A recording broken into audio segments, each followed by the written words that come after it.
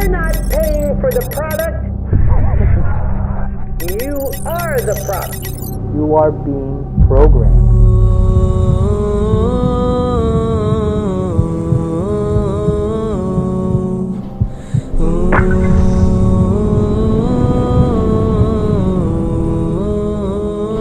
নাহমাদুহু ওয়া নুসাল্লি আলা রাসূলিহিল কারীম, আম্মা বা'দ। মানুষ তার সুনাম ও সুখ্যাতি নিয়েই বেঁচে থাকে। একজন আত্মমর্যাদা সম্পন্ন মানুষের কাছে নিজের সম্মান তার জীবনের চেয়েও বেশি প্রিয়। তাই তো ইজ্জত রক্ষার্থে মানুষ নিজের জান পর্যন্ত দিয়ে দেয়। কিন্তু অত্যন্ত দুঃখের বিষয়, আজ এমন এক সময় এসেছে আমরা নিজের ইজ্জত সম্মানের মূল্য বুঝলেও অন্যের ইজ্জত সম্মানকে দু পয়সা মূল্যও দিই না। প্রিয় ভাই ও বোন, একজন মুসলিমের ইজ্জত আল্লাহর কাছে অনেক দামি। ইসলামী শরিয়া মানুষের যে 5টি বস্তুর সুরক্ষা ও নিরাপত্তা নিশ্চিত করেছে তার মধ্যে মানুষের সম্মান অন্যতম। বিদায় হজের মহাভাষণে রাসূল সাল্লাল্লাহু আলাইহি ওয়াসাল্লামের দীপ্ত কণ্ঠে সুস্পষ্ট ভাষায় ধ্বনিত হয়েছিল, ফাইন্না দিমাআকুম ওয়া আমওয়ালাকুম ওয়া আ'রাদাকুম বাইনাকুম হারামুন কাহুরমাতি ইয়াউমিকুম হাযা ফি শাহরিকুম হাযা ফি বালাদিকুম হাযা।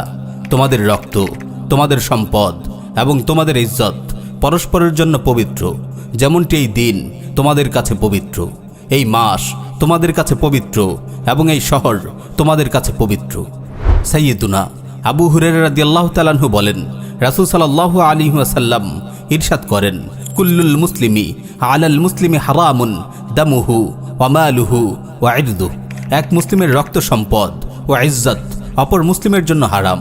আফসোস, বড়ই আফসোস, আজ এক মুসলিমের ইজ্জত অপর মুসলিমের খেলনার বস্তুতে পরিণত হয়েছে। আমরা নির্ভয়ে অন্যের ইজ্জত সম্মান নিয়ে টানাটানি করছি।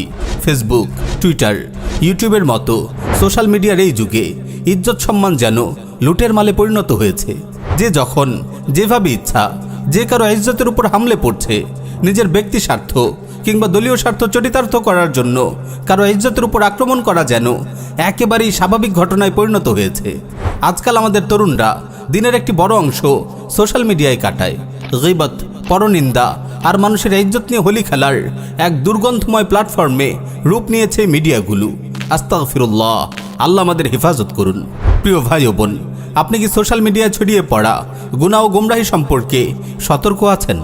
আপনি কি জানেন ফেসবুকে আপনার কাটানো সময়গুলো আপনার আমল নামায় নেকি যোগ করছে, নাকি আপনার অজান্তেই আপনার নেক আমলগুলোকে জ্বালিয়ে পুড়িয়ে ছারখার করে দিচ্ছে? ফেসবুকে আপনার রিয়্যাক্ট, আপনার কমেন্টের জন্য কি আল্লাহর কাছে আপনাকে জবাবদিহি করতে হবে না? যেসব ভাই কমেন্টে অন্যায়ভাবে মুসলিম ভাইদের ইজ্জত নিয়ে ছিনিমিনি খেলছেন, গীবত করছেন, গালি দিচ্ছেন, অশ্লীল মন্তব্য করছেন, তারা কবে সতর্ক হবেন? আলিমদের মাঝে বিভিন্ন মাসাইল নিয়ে ইখতিলাফ ছিল, ইখতিলাফ থাকবে। আপনি কেন মাঝখানে পড়ে নিজের ঈমান আমল বরবাদ করছেন?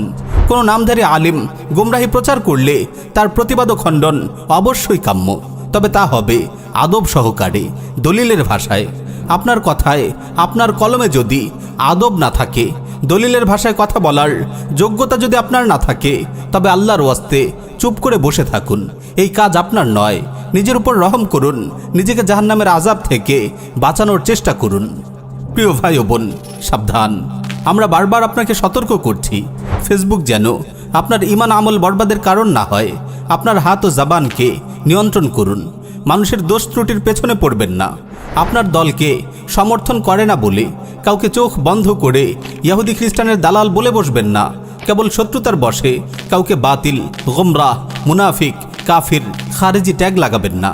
আল্লাহ রাব্বুল আলামিন ইরশাদ করেন, ইয়া আইয়ুহাল্লাযীনা আমানু লা ইয়াসখার কওমুম মিন কওমিন আসা আন ইয়াকুনু খায়রাম মিনহুম ওয়ালা নিসাউম মিন নিসাইন আসা আন ইয়াকুননা খায়রাম মিনহুন্না ওয়ালা তালমিজু আনফুসাকুম ওয়ালা তানাবাজু বিল আলকাব বিসাল ইসমুল ফুসুক বা'দাল ঈমান ওয়া মান লাম ইয়াতুব ফাউলাইকা হুমুয যালিমুন। হে মুমিনগণ, কোনো পুরুষ যেন অপর কোনো পুরুষকে উপহাস না করে, কেননা যাকে উপহাস করা হয় সে উপহাসকারী অপেক্ষা উত্তম হতে পারে। এবং কোনো নারী অপর কোনো নারীকেও যেন উপহাস না করে, কেননা যাকে উপহাস করা হয় সে উপহাসকারী অপেক্ষা উত্তম হতে পারে।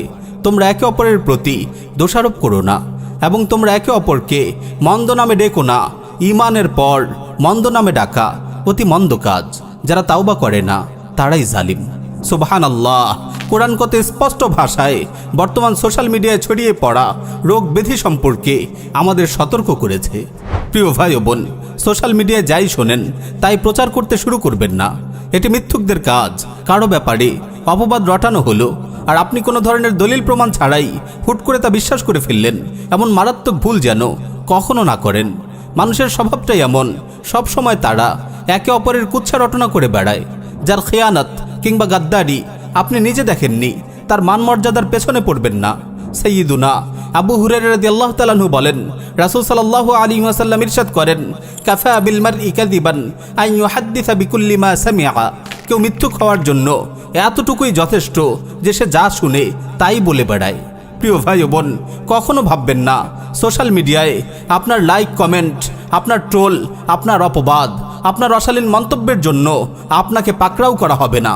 ওয়াল্লাহি ফেসবুকে ব্যয়িত প্রতিটি সেকেন্ডের হিসাব আপনাকে দিতে হবে। রাসূল সাল্লাল্লাহু আলাইহি ওয়াসাল্লামের আরও একটি হাদিস স্মরণ করিয়ে দিয়ে শেষ করছি আজকের আলোচনা। প্রিয় নবী সাল্লাল্লাহু আলাইহি ওয়াসাল্লাম ইরশাদ করেন, মান ক্বালা ফি মুমিনিন মা লাইসা ফিহি আসকানাহুল্লাহু রাদগাতাল খাবাল হাত্তা ইয়াখরুজা মিম্মা ক্বাল। যে ব্যক্তি কোনো মুমিনের এমন দোষের কথা বলে যা তার মধ্যে নেই, আল্লাহ তাআলা তাকে জাহান্নামীদের দগ্ধ দেহ নিঃসৃত বর্জ্যে বসবাস করাবেন, যতক্ষণ না আযাব ভোগ করে সে তার এই মিথ্যা অপবাদের পাপ থেকে পবিত্র হয়ে যায়। আল্লাহ রাব্বুল আলামিন আমাদেরকে সোশ্যাল মিডিয়ার এই আখিরাত বিধ্বংসী ফিতনা থেকে হেফাজত করুন। আমিন ইয়া রাব্বাল আলামিন।